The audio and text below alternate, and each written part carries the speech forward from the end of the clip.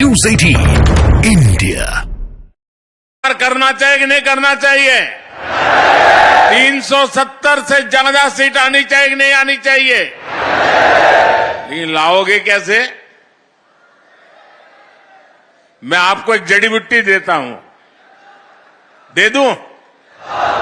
मैं पब्लिकली जड़ी बूटी दे रहा हूं। देखिए, आपको बस आज से यहां से जाकर के एक ही काम करना है, ज्यादा नहीं, एक ही काम। क्या काम करना है? पिछले 3 चुनाव में आपके यहां पोलिंग बूथ में क्या रिजल्ट आया था वो निकालो। पोलिंग बूथ में कमल पर कितने वोट पड़े थे उसका हिसाब निकालो। निकालोगे? 3 चुनाव का निकालोगे? फिर उसमें जिस समय सबसे ज्यादा वोट मिले हैं उसको जरा लिख लो कि इस पोलिंग बूथ में पिछले चुनाव में 3 में ये सबसे ज्यादा वोट मिले थे। लिख लोगे? जरा जवाब दीजिए, लिख लोगे?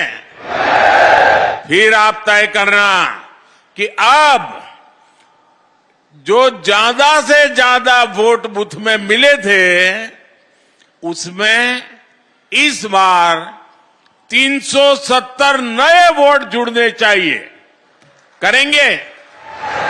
यानी आपके पोलिंग बूथ में जितने वोट ज्यादा पहले मिले थे उसमें इस बार मेहनत करके 370 वोट ज्यादा लाना है। लाएंगे? हिसाब किताब करेंगे? एक एक मतदाता की सूची बनाएंगे? सरकार के काम उसको बताएंगे? उसने कौन कौन सी योजना का लाभ उसके घर तक पहुंचा है ये बताएंगे उसको? और जिसको अभी पहुंचा नहीं है उसको विश्वास देंगे कि मोदी जी फिर से आकर के काम पूरा करेंगे? बताओगे? अब एक पोलिंग बूथ में अगर आप नए 370 वोट 370 वोट આપણે ગુજરાતીમાં 370 કહીએ ને? હા, 370 वोट अतिरिक्त होने चाहिए। अगर ये मेरे हर बूथ में हो गया तो 370 पार पक्का करेंगे। साथियों, विपक्ष के लोगों को जमीनी हकीकत का ये आईना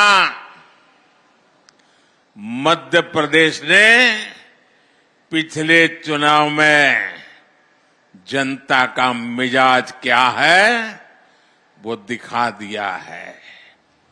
मध्य प्रदेश को मौका मिला इसलिए दिखा दिया, लेकिन ऐसा ही मिजाज हिंदुस्तान के कोने कोने में है।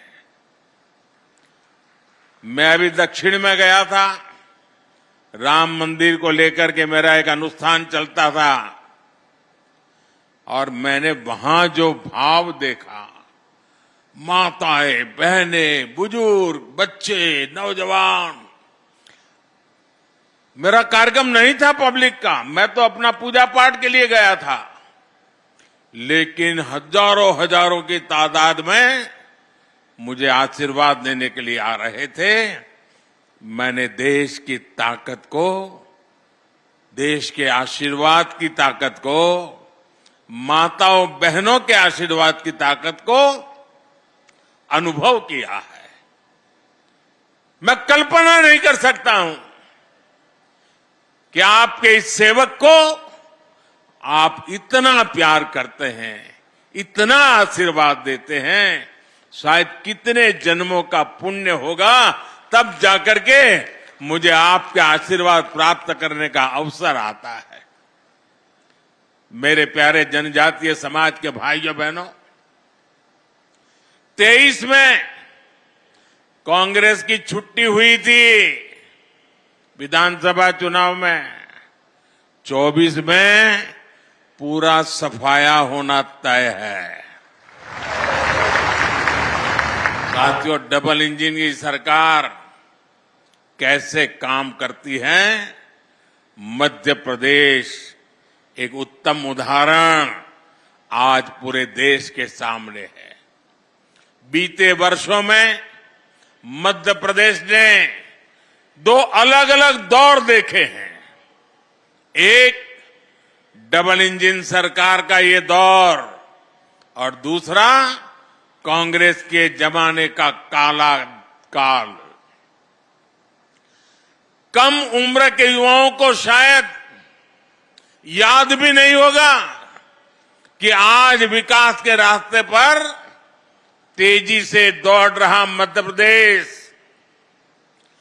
भाजपा सरकार आने से पहले देश के सबसे बीमारू राज्यों में गिना जाता था।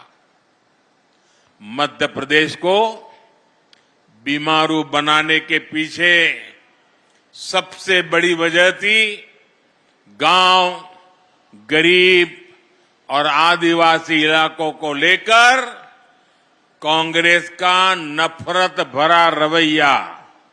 नफरत, नफरत, नफरत।